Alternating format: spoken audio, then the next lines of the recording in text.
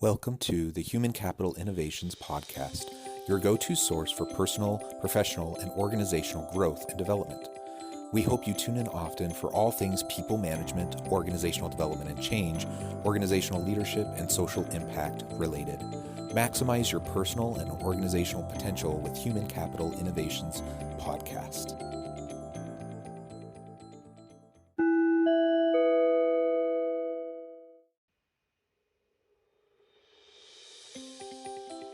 Welcome to the Human Capital Innovations Podcast.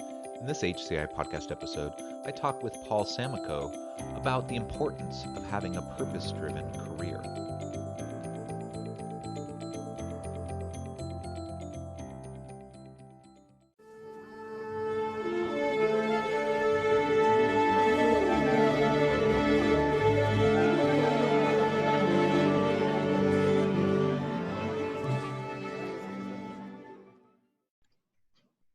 Paul Samakow, welcome to the Human Capital Innovations Podcast. It's a pleasure to be here. Thank you for having me today. Yeah, I'm excited to have a chat with you. I have so many different interesting guests on the podcast from such a wide variety of backgrounds. And you are another really unique guest. I haven't interviewed too many lawyers. And with your background, I think we'll have a really lively discussion today about what I'm going to frame as the importance of having a purpose-driven career and how that feeds into how we lead our people and our teams. As we get started, I wanted to share Paul's bio with everybody. Paul Samakow is a 40-year veteran attorney, is a lifelong entrepreneur who has assisted hundreds of small business owners, helping them to grow their businesses and assuring that they were legally protected. He is the author of 5 books, including a sensational business book, Step by Step, Achieve Small Business Success, where he shares with all of you his unique plan to help your business grow. So I want to recommend the book, and it's a real pleasure to have the chance to talk with you today, Paul. Thanks for joining me. Again, I appreciate that you are including me in your tribe. Yeah, well, good. And as we get started, before we really launch into the discussion, is there anything you would like to share with listeners by way of your personal background? How you got to where you're at now?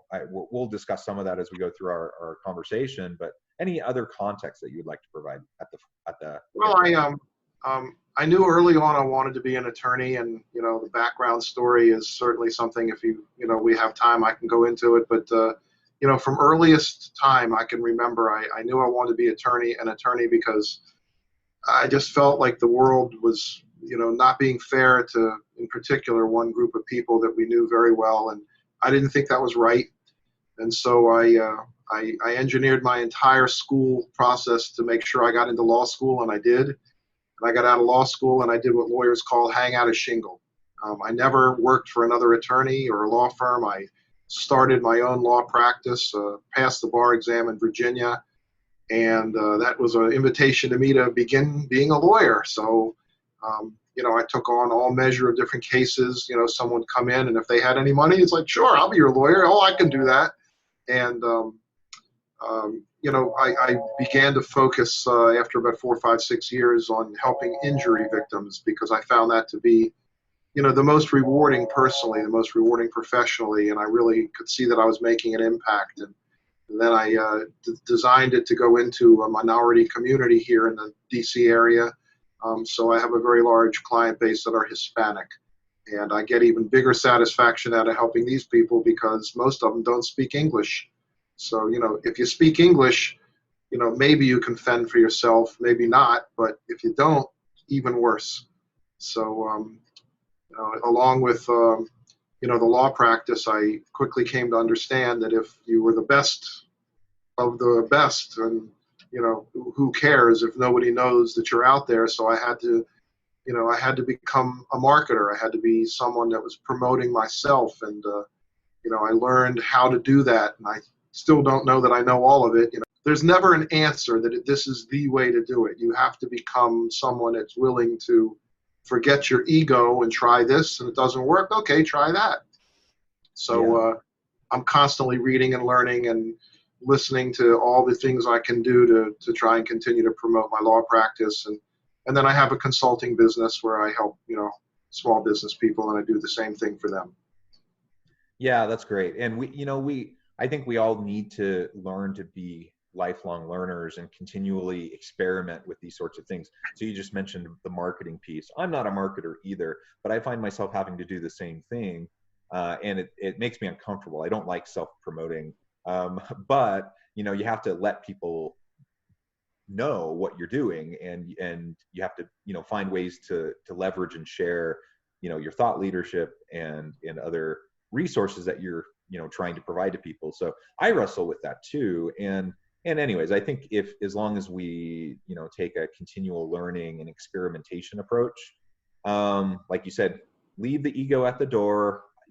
I recognize I'm good at some things, I'm not great at other things, and I'm just going to do the best I can.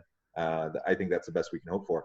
And I really love your focus on helping minority population, underserved populations, and focusing on what they need.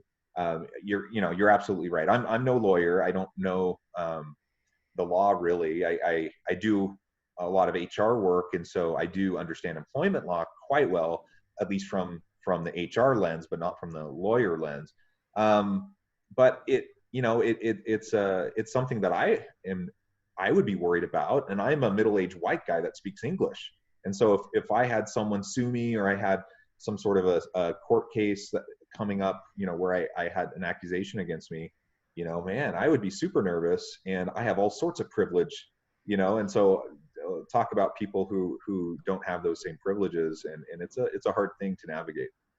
It is. Yeah, it is. I've gotten a great deal of satisfaction in working with, that community. And, I work with what I'll call general population people, people like me, people like you, but delving into that area has been rewarding. It really has, because these are people who are immigrants. They're coming into our country, and, notwithstanding whatever political beliefs you may have in this day and age with, all of that, stuff going on, they're here, they need help. And that to me is the basis of everything that I think we as a business community need to do. You mentioned my book. I thank you for that. And, if anybody wants to get it, I'm sure you'll tell them how at the end. But the underlying core of my belief system from early on is that there are three different groups that you need to help if you go out into the world as a business person. The first is your employees. The second is your client base. And the third is the community. And if you're not making contributions to all of those disparate groups, you're not doing it right. You got to start with the employees, because that's your face to the world. You got to take care of those people. And then you focus on who it is that's actually knocking on your door or picking up the phone and calling and asking for your help. You got to focus on them. And then again, no business person is an island. You have to reach back out into the community and help the community. Pro bono work, we call it as an attorney, put on events where people can learn and give them information. I do a lot of that. It's rewarding, and you don't do it because you think you're going to get business. You do it because you have a sincere desire to go out and help people. And then as the world spins around, you find out that because you did that, you end up, getting the rewards as well. They come back. What goes around comes around. Yeah. So you have a tremendous why behind what you do. Why and how you got into what you're doing, and why you continue to persevere. And I think that's really important for employees and for leaders to have that why, to have that purpose, because that allows us to have a sustainability to our effort over time. Particularly in certain careers, there can be really high burnout. And I've never thought about high burnout in terms of law practice, but I suspect lawyers serving the type of population that you predominantly serve, where you're not part of a firm, you're doing your own thing.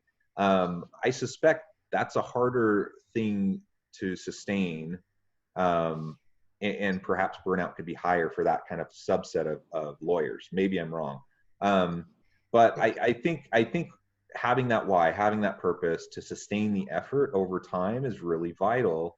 And so I'm glad you were able to find that. What advice would you have for people listening? You know, there may be some lawyers listening, but most people listening are people managers of various levels in different organizations. You know, what would you say to them about the why behind their leadership? Because leadership is hard. It's a heavy weight you're constantly bearing. It never really leaves. You can have a vacation, you can have a weekend, but it's still there and it's ever present in your mind. So, I think having a bigger why and a bigger purpose is also important for leaders, and then helping their people understand their why is also important. Any thoughts or advice on that? Well, thanks. That's a great question.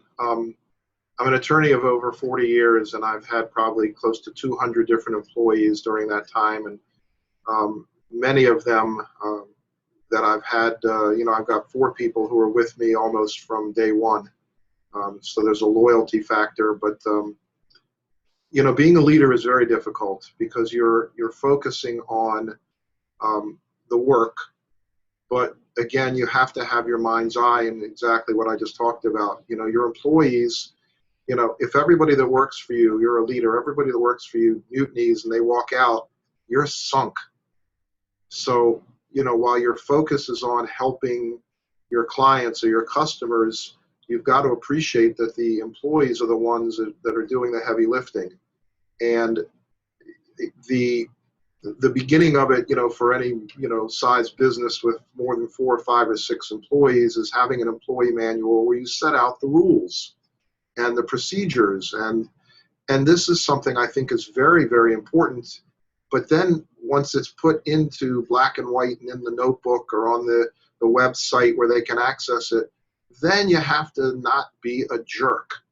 You have to be someone who understands that rules not necessarily are made to be broken, but rules are there as a guide. Rules are there to allow the leaders to understand the needs of the employees. I'm going to mention a prolific sales leader and author. A guy's name is Dan S. Kennedy. And he's written more books than any 10 people that I know put together. And all the books start with no BS. And we know what BS stands for. And then there's the title. So No BS Guide to Employee Management. I mean, I'm making that title up, but there is a book he wrote about employees. And there's a page in that book. It's a double page, actually. On the left page is the employee's concerns, and there's 50 of them. And then you look at the right page, the employer's concerns, and there's only one: get more business.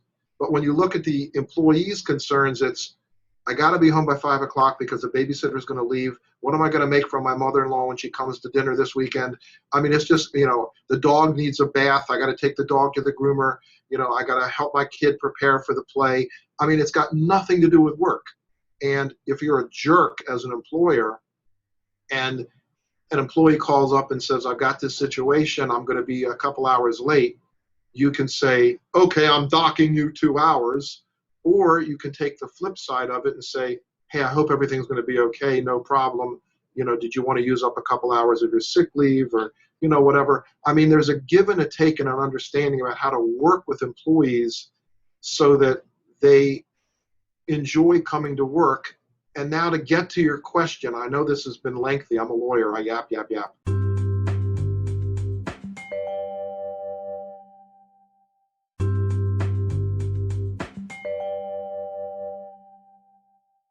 Can I just say, I think what you just shared is really, really important, that we as leaders, we need to be able to show some compassion and empathy towards our people, right? So Sure. that's a fundamental requirement of being a successful leader, I believe. And if that's not there, then you're going to have disengaged people, they're going to leave, and you're just going to have all sorts of problems. So anyway, sorry, go ahead and continue. No, you're spot on. You asked me what the why is, what my why is, or you acknowledge that you've seen my why, and so again, I don't want to take up the rest of the show with explanation there, but a business can be just remote and just serves up whatever they're serving up, products or services. It's absolutely possible. in today's world with COVID, it's even more remote than it was, before COVID, enveloped the world. But having a purpose and sharing that purpose with your employees gives them something more than just this is a paycheck that I'm going to clock in and clock out. To have them embrace the purpose, which means explaining it to them, which means sharing it with them and showing with them how and why it's a good purpose, and making that part of their daily activity and concern. And the important part isn't just to tell them, here's my purpose, here's my business reason. I mean, have a sit down and explain it at a business meeting where you buy lunch for everybody who is your employee, and get them involved and get them excited and get them to give examples of how that can be rolled out into the community and into the work for the clients or the customers. And that, again, I mean, that translates back to what I was saying. You have to not be a jerk. You can't assume you can just say, this is my reason, blah, blah, blah, blah, blah, and everybody gets it. No, sit down and explain it. You're working with people. You're working with individuals who have feelings and minds and opinions. And when you begin that dialogue, when you have that communication, when you're explaining things, lo and behold, you're going to learn. You're going to be better. These people that you hired, hopefully they're smart, bright people, and they have contributions to make. But if you don't let them make those contributions, then they feel like robots and it's just a paycheck and it's just clocking in and clocking out. My purpose, in part, has been the betterment of my employees. I want them to succeed. I had a guy that, I don't know, this was 15 years ago, 10 years ago, who knows, who cares. He came to me and he says, I got another job offer. And I said, what's that? And he says, well, I've been offered the job of security with the TSA, at the airports. I said, oh, wow, that's great. He says, but I love you and I'd like to stay with you if you'll match the job offer. I kind of, okay, well, what did they offer? And it was almost triple what I was paying him. So I stuck out my head and said, man, have a great life. I'm so happy for you. I'm so proud, that you were able to springboard from here and that this got you into a better position. And I bumped into him 7-8 years later, and he was telling me all about his experiences and how they now had him translating in different languages because he was multilingual all over the world. I mean, so I was just so happy for the guy. Sure, I lost a good employee, but you have to be devoted to your guys. You have to be. Your staff is everything. Yeah. I think that's a really excellent perspective. It's one that I share. I think leaders who are driven primarily by power, prestige, money, they're in their position because they're able to demonstrate their success to the world, and they're able to lord over people. There's lots of leaders like that. But I don't think those people really lead. Those people are in positions of leadership, formal positions, but they're not really leading people. And coercion, exploitation, those are words that come to mind when I think of those types of leaders. But real, true leaders are those that not only help the organization succeed, but they recognize, they understand that you do that by helping your people succeed. So if you show compassion and empathy, if you help connect the business's why and your why with the employee's why, help to have a shared purpose and a shared sense of meaning in the work that's being done, that creates something that is far greater than just the mindset of people coming in, clocking out, which usually means they're kind of doing the bare minimum to just get their paycheck and then move on. But rather, in the type of situation we're describing, you get engaged, energized individuals that are going to put forth a lot of effort because they're driven by the purpose and because they want to be successful personally. They want the team to be successful. They want the organization to be successful. And you go from compliance-based culture to commitment-based culture. So instead of people just saying, well, the policy says I have to do this, and so you have all these rules, and you just kind of show up and you do the bare minimum to comply with the requirements.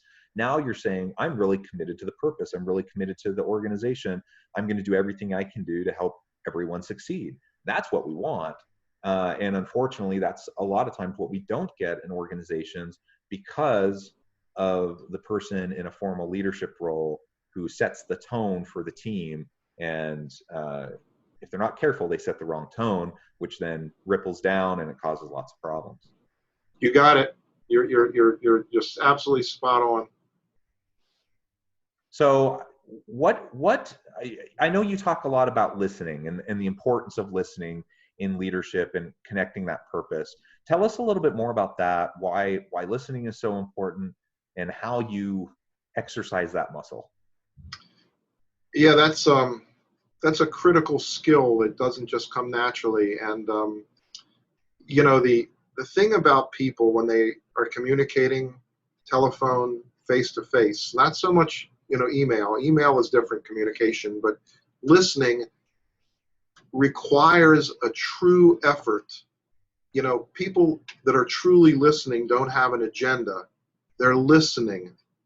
The people with an agenda are hearing, and they can't wait for the other person to stop talking so they can share what they want to share. You know, I mean, you know, and again, I go to a real base level, and I don't mean to be disrespectful to women, because I have a house full of women. I have only daughters and a wife and a mother-in-law and a mother and sisters. You know, I don't have any men in my family that I can connect with, but women want to be heard, and men want to solve the problem. Now, that's not always true for all, but more often than not, that's what you hear. And that's why relationships, I think, sometimes suffer, because the man isn't truly listening. He's hearing, but he's not listening. And so you've heard the example, John. You know, we have 2 ears and 1 mouth. So that means we should certainly be listening twice as much as we're talking. And what I have found over the years, you know, and I've gotten better at it. I know I have, and I don't know that I'm 100% yet. I don't think I'm perfect in anything. I keep trying, I guess. But the point is that you want to just learn. You want to make yourself better. You want to make the other person better. You want to make the other person happier.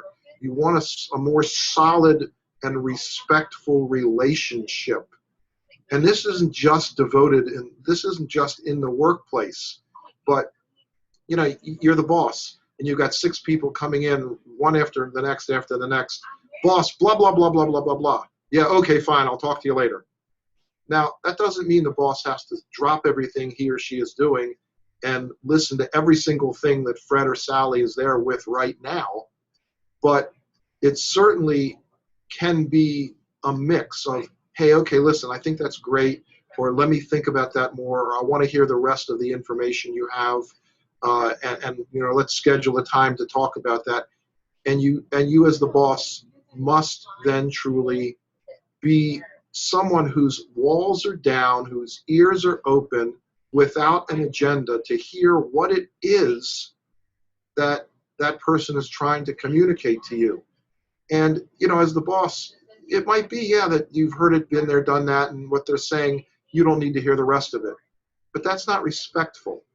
There's a way to be respectful. When I get a potential client that calls me up on the phone, and say an auto accident case, and they want to tell me every little detail, what the police said, what the other person said, you know, 10 ways from Sunday, how the accident happened, that they, you know, were in the car, they were, you know, and it's like, I don't need all that detail right now. And so I let them talk a little bit, and I say to them, you know what, I really want to hear every single thing that you have to say, but for right now, this conversation on the phone is just really one to determine if I can help you. So can I ask you a couple of real quick questions and you give me short answers? And clients never object to that. You know, it's like, okay, I've acknowledged them. Listening is about acknowledgement. I've acknowledged them. And now they understand that we can get out what we want to get out later when I go in to see the lawyer. But yeah, okay, I'll answer his questions. And nobody's ever objected to that. So I've accomplished 2 things. I've acknowledged them.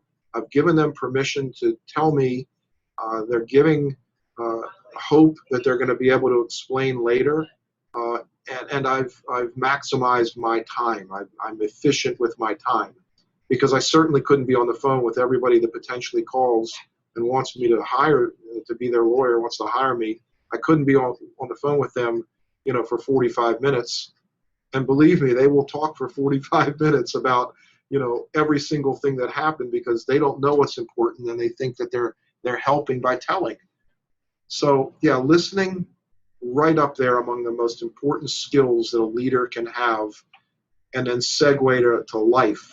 I mean, just, that's an important skill for everybody, unless you just decide you're going to go live on an island. And then you got to probably talk to all the animals. So, Or the volleyball or whatever, right? With the volleyball, that's right. Yeah. Tom Hanks, right? Yep. Right. Well, Paul, it has been a real pleasure. The time has flown by, and I would love to continue this. Perhaps I can have you back on and we can continue the discussion. What an honor. But for now, we'll have to come to a close. Before we part ways, though, I wanted to give you a chance to just give the last word and share with listeners how they can get connected with you, find out more about your book, anything else that you would like to share in closing.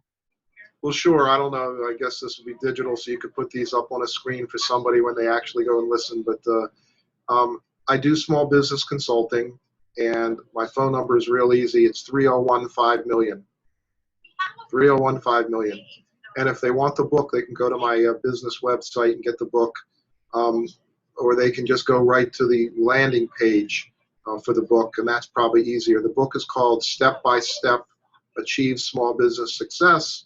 So if they go to stepbystepbook.biz, B-I-Z, stepbystepbook.biz, they'll get the book. Very easy. So thank you for having me. It's been an absolute honor and pleasure, and enjoyed talking to you about Utah. And I have been there at the many different parks. It was a phenomenal trip. So, yes. Yeah. Well, thank you, Paul. It's been a real pleasure. I hope listeners will reach out to Paul, find out more about what he can do for you, check out his book, and I hope everyone can stay healthy and safe, that we can all find meaning and purpose in work each and every day. And I hope everyone has a great week. Thank you.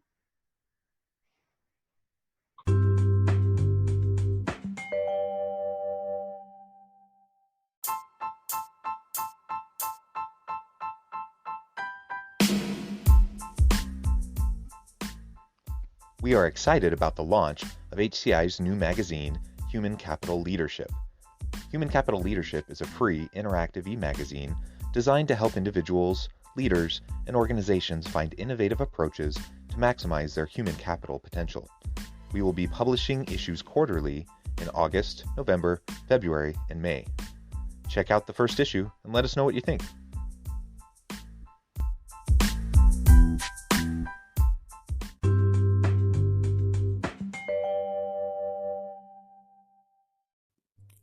Thanks again for joining us for this episode of the Human Capital Innovations Podcast. I hope you stay healthy and safe and that you have a great week.